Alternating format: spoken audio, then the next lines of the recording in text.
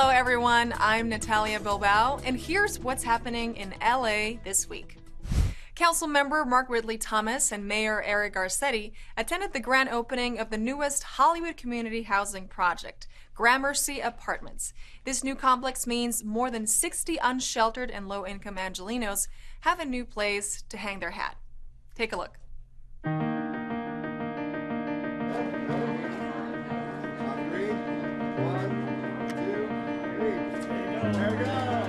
We're so thrilled to celebrate the grand opening of Gramercy Place Apartments. This was once land owned by the Department of Transportation, and the city decided to create more affordable housing to address the housing and homelessness crisis. And so we have built 64 apartments. 32 apartments are for people experiencing homelessness, and 30 apartments are for other low-income people from the area. It really warms my heart that you're able to come today to see what we've really all created together. Like, it is a lot of work, it is a big challenge, but together we've created this beautiful asset in the communities. Y a mí esto me va a beneficiar porque yo he llegado acá con unas enfermedades crónicas. Entonces este lugar es algo maravilloso porque tiene todas las facilidades para personas que como yo tienen enfermedades y pueden obtener una buena salud a través de tener un departamento como este. This project illustrates how collaboration works, how it makes sense. The city, the county, the private sector, nonprofit, affordable housing developers, community residents, all who faith-based leaders who want to see it happen. When the city and the county work together, great things happen. Gramercy Place Apartments is one of 3 buildings that Hollywood Community Housing has finished in 2021, and every one of those 3 buildings has units set aside for people experiencing homelessness. So we really are doing our best and doubling down on our efforts to build more affordable housing to help address the crisis in Los Angeles. The proliferation of ghost guns has become an unfortunate and dangerous trend. So much so that the entire LA City Council voted yes to drafting legislation to stem the growing tide. Council members Paul Krikorian and Paul Koretz spoke with Channel 35 about the increasing prevalence of ghost guns, what hazard they pose to Angelenos, and how they intend to meet the problem head-on. Today the Council unanimously initiated the process to begin drafting an ordinance to prohibit the possession of ghost guns and their components. The city has a homicide rate increase of over 30%. It's partially because of the influx of ghost guns, which are guns that are put together from kits. They're virtually indistinguishable from other guns once they're assembled, except they don't have a serial number. When you purchase a firearm from a licensed dealer, it is fully registered, it is sold in an appropriate manner, it has all of the serial numbers that are affixed to that weapon so that it is registered by the United States Department of Justice and California Department of Justice, and it is traceable. There were 10,000 ghost guns that were seized by law enforcement in 2019. More than a quarter of them were right here in California. And the reason for that is because California has enacted common sense laws dealing with particular firearms that should be prohibited and with ensuring that we have background checks for people that should be prohibited from owning firearms. We are looking for an outright ban against not only the pieces that are used to basically put those guns together, but the guns themselves. Because once again, whether it's an 80% where you get that through the mail, all it takes is an individual with a little bit of skill to be able to bore that weapon out, to be able to drill it and make it ready for live fire. Once this passes, it'll make it more difficult to sell, more difficult to possess, to transfer, and we will start seeing a reduction in the use of these guns and hopefully a reduction in the accompanying violent crime that we've been seeing.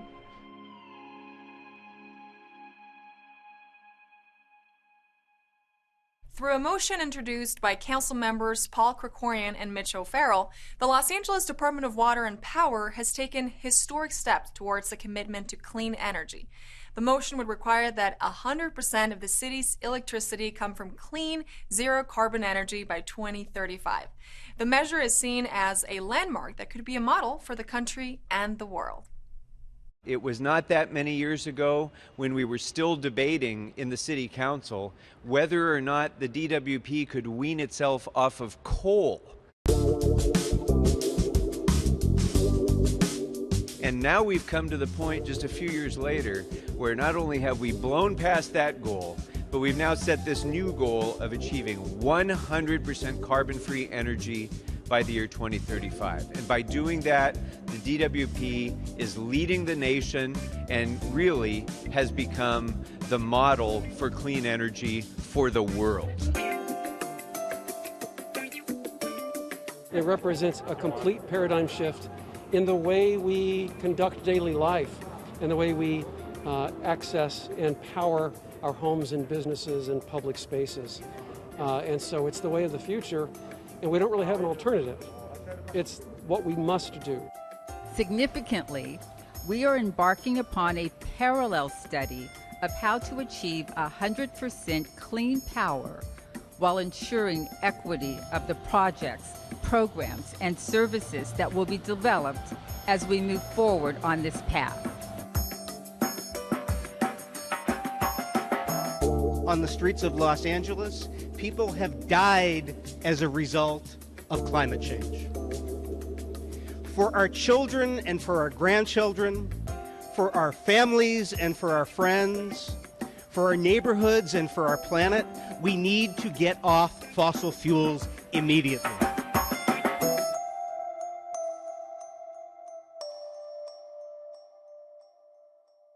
California Lieutenant Governor Eleni Kounalakis recently paid a visit to a tiny homes community in Council District 2.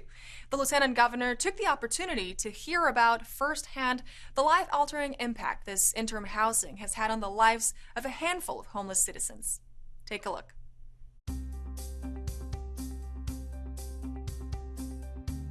Well, I'll tell you, I'm very happy to come down and see this tiny home project. We're hearing a lot about this temporary approach as part of the overall approach of dealing with homelessness in the state of California.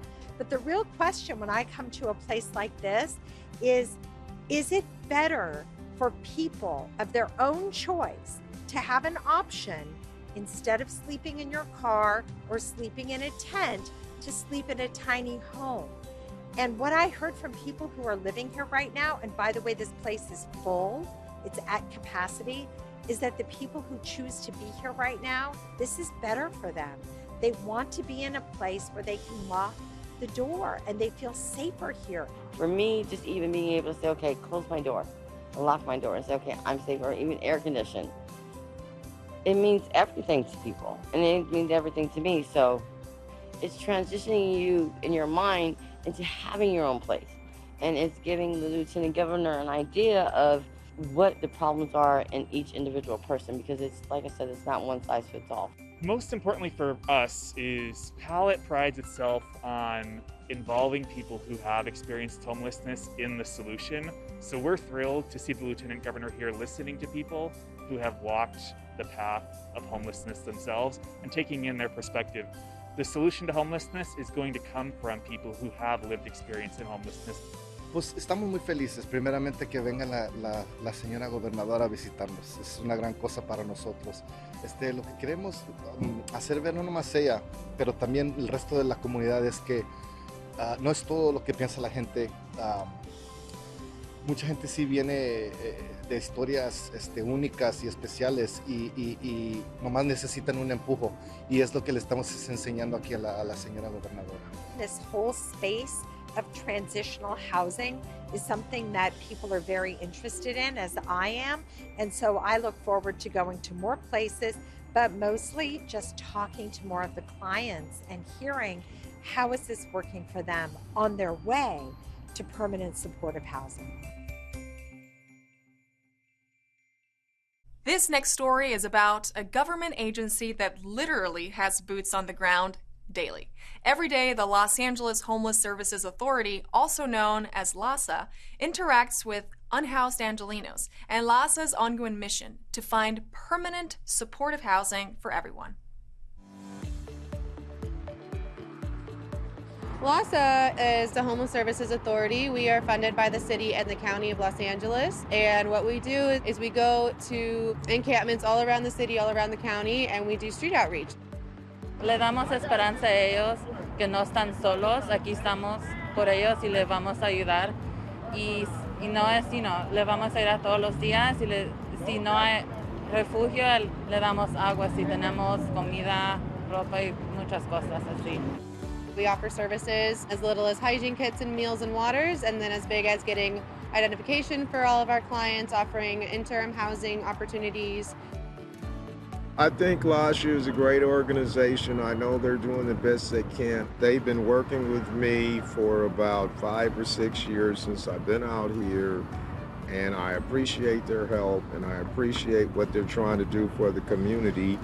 In the past few years or so, we've done 65,000 into interim housing, which is a wonderful number. That interim housing is transitional, so they're connected to a case manager. But I think a lot of it comes from the relationship that we're able to build with our clients. They see LAHSA team members as someone that they can count on, someone who has the best intentions for getting them off the streets.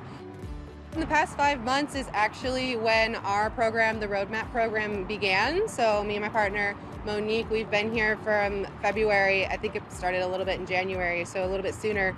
But in those past 5 months, 6 months that we have been here alone, we've been able to house hundreds of people throughout the whole citywide project of Roadmap. We've been able to assist with move-ins at new tiny homes, new abridged home programs, new PRKs, the Project Room Keys.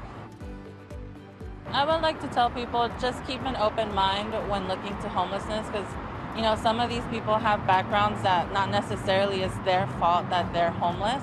A lot of these individuals here, they want a second chance. They want to start a fresh life. And a lot of them get looked down upon just because they're on the street and they're homeless. And that's when I come in to provide them that support.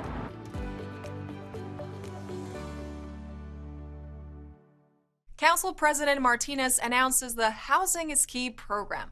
City attorney sues a dangerous hotel in San Pedro, and a hawk light crosswalk gets installed in Eagle Rock. These stories up next on City Beat. September 1st marked the official reopening of Los Angeles' Renters Relief Application Portal.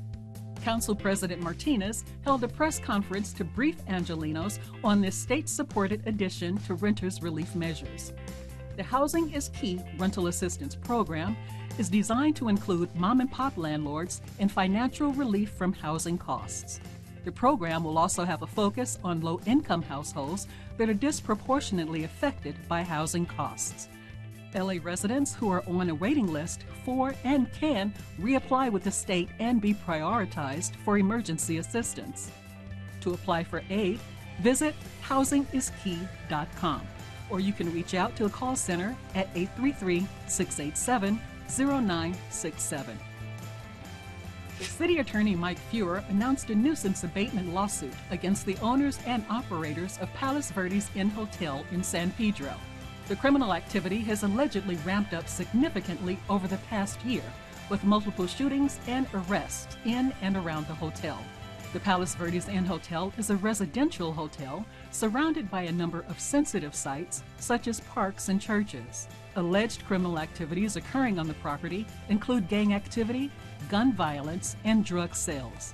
To anonymously report illicit criminal activity in your area, visit lacityattorney.org. or you can call 213-978-8100. Eagle Rock has a new modern crosswalk at a high-traffic intersection. Councilmember Kevin De Leon recently unveiled Council District 14's first high-intensity activated crosswalk, also known as a hawk light. This hawk light is a pedestrian hybrid signal that warns and alerts motorists at marked and unsignalized crosswalks.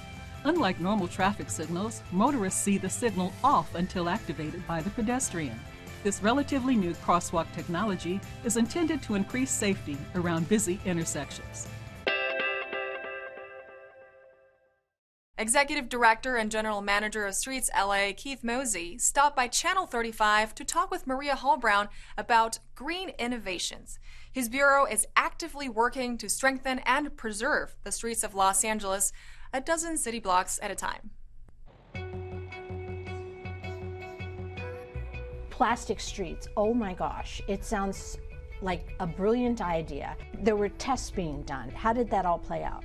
Basically, plastic is melted down into what's called a binder product. Very similar to the asphalt that's currently out there today. It's just using a different binder product. Instead of an oil, we're using a more plastic-based product. And what we're finding is that material is 6 to 7 times stronger than traditional asphalt materials as it solidifies onto the street. That will basically make streets last longer, reduce maintenance costs in the future, reduce maintenance repairs for cars and vehicles to hold up to bus traffic out there on city streets. Can you tell the difference between that particular space and then the asphalt on the street? Does it look different? Actually, no. It doesn't look different. You would never notice it. This one's basically produced on site. We reduced our emissions when it comes to trucking, things like that, not having to produce asphalt at our asphalt plants. It's a very safe product to use. It's eco-friendly, and we're doing considerable testing on that.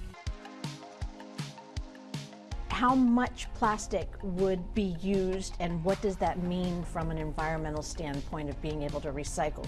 Well, the potential is like thousands and thousands and thousands of water bottles and other waste plastics that can basically come directly from, say, our blue can waste stream.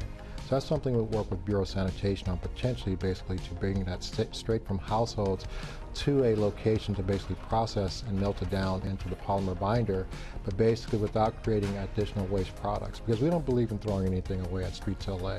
Not only do we recycle plastic, but we recycle asphalt and recycle concrete, and we don't send anything to the dumps.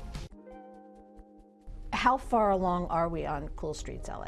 So we're doing several pilots throughout the city. Cool pavement program that we're doing to where basically we're putting a, say, white pigmentation onto traditional asphalt streets to basically turn them white.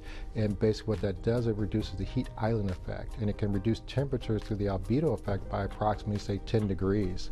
So when we go out there to, say, maintain our streets and our sidewalks, we can add cool elements, products as far as to city streets. We can add shade and structure, hydration, things like that to have a combined effect as far as to provide shade and reduce temperatures to reduce the heat island effect. We're improving and developing this product as we go along, and so we're looking to look at it as not only a cooling effect but also as a pavement treatment itself.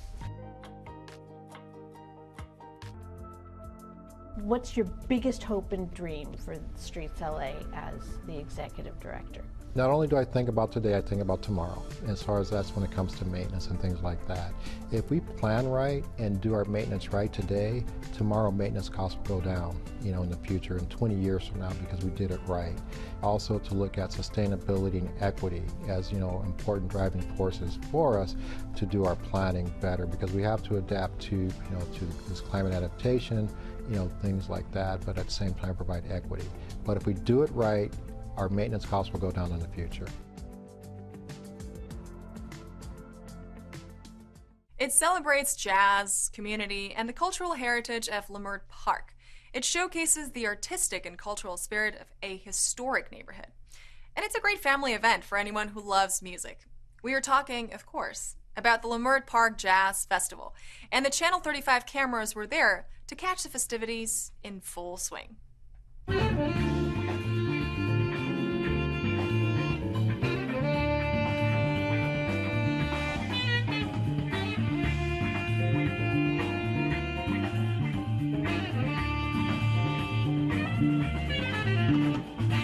The Leimert Park Jazz Festival, no one was producing a festival under that name, and I think given the deep roots in the Leimert Park area, jazz, blues, art, and culture, it really warranted an eponymous festival. It's all about the arts, the visual arts, the performing arts.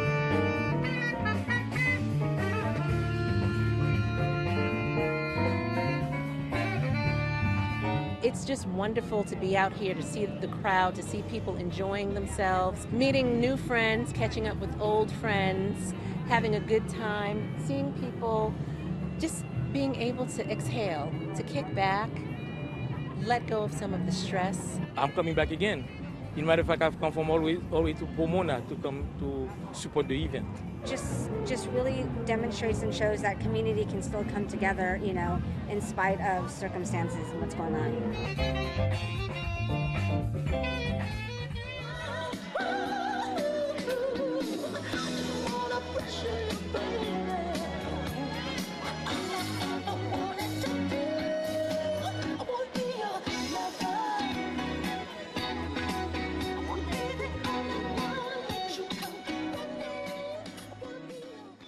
Councilwoman Monica Rodriguez and the Caltrans Back to Work program recently hosted a community cleanup in Council District 7. The event also offered information about job opportunities with agencies and businesses such as Caltrans and Chrysalis. Check this out. So we started the MROD Volunteer Corps back in May to help convene our community together to help maintain and improve the condition of our community and improve the quality of life. Today we've partnered with Chrysalis and Caltrans and a Back to Work program that is offering an opportunity for people to actually get paid to help clean up their neighborhoods. Today, Chrysalis is offering some of our crews to come and help do cleanup in this vicinity of Van Nuys Boulevard. We definitely want to focus on some of those alleyways and overlooked areas where we see some of the dumping and some of the litter. And so we'll be going in ourselves and cleaning up those areas with our crews in conjunction with the Councilwoman's office and other volunteers. We really want to make sure that we're doing our part as a business and a nonprofit in the Pacoima area, making sure that our staff and our organization as Chrysalis is doing our part to not only keep this neighborhood clean, but making sure we're giving back in conjunction with our public partners to make this neighborhood healthy and safe for everyone. Trajimos a unos muchachos para venir a ayudar a la comunidad, para limpiar y hacer la comunidad bonito, pero también vinimos a representar y mandarle mensaje a todos que necesitan trabajo. Le podemos ofrecer trabajo a los veteranos y a los que salen en prisión, porque muchas áreas no saben de los otros y por eso vinimos en esta área de la Valle. Porque es una persona que viene a la prisión y todo eso, no da oportunidades. Y Five Keys dio a las personas que somos de la cárcel o somos de veteranos que no tuvimos ayuda en el pasado, los están dando oportunidades para trabajar, para hacer un cambio en nuestras vidas, para lo positivo. So today we're in Pacoima, and we have continued to rotate this throughout portions of my district because I think it's important for people to have ownership in their area, to understand that, yes, the city is involved with sanitation services and street services, but you know, it's a shared responsibility. We all have to have pride in our community. We all have to contribute to making it better, and this is a really great way for us to all do it together so that we make a larger impact. For the Los Angeles Fire Department, getting information to residents is the job of a seasoned communications team. In our featured story this week, Maria Hallbrown sits down with 3 members of the public communications team for the LA Fire Department, the trio who are tasked with getting the best information to Angelenos as quickly and accurately as possible. PIO, Public Information Officer. In general, what does that mean in particular with the LAFD? Sure. Well, when you look at that title in general, really for all departments, the public, the information, and the officer, the information is a big part of what we do. It's the gathering and disseminating. And when we're doing our messaging, often we'll use a messaging triangle. So we're going to tell people what is happening. We're going to tell them what we're doing about it and ultimately what it means to them. And so we want to be timely, accurate, and consistent with our messaging, and that gives us credibility. When you have a big brush fire, and when you see one of us in front of a map and we're pointing, saying this is where the fire is, this is where it's going, anybody south of Mulholland, west of the 405, north of Sunset, east of Topanga needs to evacuate now, we want people to do that. We still have some more Live with LAFD to come to you. We'll be joining Fire Station 13 out in the Pico Union, Koreatown area. I understand that you wear a couple hats with the LAFD. I mean, you have the communications component, and then you also work with a canine unit, which I think is fascinating. My official role is as PSOs. So we have 3 areas that we focus on. One is incident information. So we're going to get information out, and that includes large brush fires, evacuations, safety information. And then there's queries. So the media is going to call us throughout the day, asking questions for their news shows. And then the public, any question they have about the fire department ends up on our desk. And then the other piece is social media. We are two-way on social media. We engage. So we use it for education, for communication, for incidents. And then my secondary role that I chose to take on is as a canine handler. For the last 12 years or so, I've also worked human remains detection, which is unfortunately looking for people that didn't survive, and whether that's at a collapsed fire or I may do searches for law enforcement agencies, etc. But that's something I personally do that's not an official part of this role. Okay, and just on a personal note, what's the dog's name? Vea. Vea. Yeah. She's amazing. I have no doubt. Becoming a firefighter, I knew that it was the right choice for me. I think that's a lifelong challenge, is just being confident in knowing what you want and being willing to go for it. Okay, so where do you fit into this puzzle of communication? My main function is to provide Angelenos with a Spanish spokesperson. And I would imagine that's an incredibly important responsibility given the diversity of our population. Our main mission is, number one, the safety of the public and keeping them safe, but number two, to facilitate the firefighting work that happens out there and making sure people evacuate out of their communities in an organized and timely manner supports the people in the field. And what we don't want is to create a funnel of traffic heading out of hillside communities when our fire agents are trying to come in and defend those properties. The LA Public Library invites you to celebrate Latinx Heritage Month. New Filmmakers LA brings you In Focus Latinx and Hispanic cinema. And LA Animal Services throws their latest event, Sheps, Pits, and Kits. All this up next on Things to Do. The Los Angeles Public Library invites all Angelenos to celebrate Latinx Heritage Month. September 15th through October 15th, all library locations will be recognizing the works and history of the Latinx community. Now is the time to explore the mountains of Spanish language books available to patrons. LAPL will offer Latinx programming to acquaint Angelenos with culture, authors, and more. Be sure to check out all the happenings during Latinx Heritage Month at the LA Public Libraries. To find an event near you, visit lapl.org/Latinx and go exploring. New Filmmakers Los Angeles and the Academy of Motion Picture Arts and Sciences invites you to enjoy a virtual edition of the annual In Focus Latinx and Hispanic Cinema Festival. The program offers the unique opportunity to experience exceptional independent films by emerging talent with filmmakers and stories from Mexico, Brazil, Peru, the Dominican Republic, Spain, and the Cuban diaspora, just to name a few. The festival will kick off with a panel discussion with Gloria Calderon-Kellett, showrunner of the sitcom One Day at a Time, and Christina Garza, Senior Vice President of Development and Production at Endeavor Content. In Focus, Latinx and Hispanic Cinema debuts September 17th and 18th. For more information on programming and film schedules, visit newfilmmakersla.com. The good folks over at LA Animal Services want you to come adopt your next family pet. So the Paula Kent Mihan Pet Care Foundation will proudly sponsor the Sheps, Pits, and Kits adoption event. For this event, the adoption fees for all shepherd and pitty-resembling dogs will be reduced, and cat adoption fees will be waived. All 6 LA Animal Services centers are operating without appointments on weekends from 11 a.m. to 5 p.m. You couldn't pick a better time to find your next furry family member. Be sure to check out the Sheps, Pits, and Kits adoption event brought to you by LA Animal Services. This event will take place Saturday, September 18th and Sunday, September 19th. For more information, visit laanimalservices.com. And that's a look at some things to do.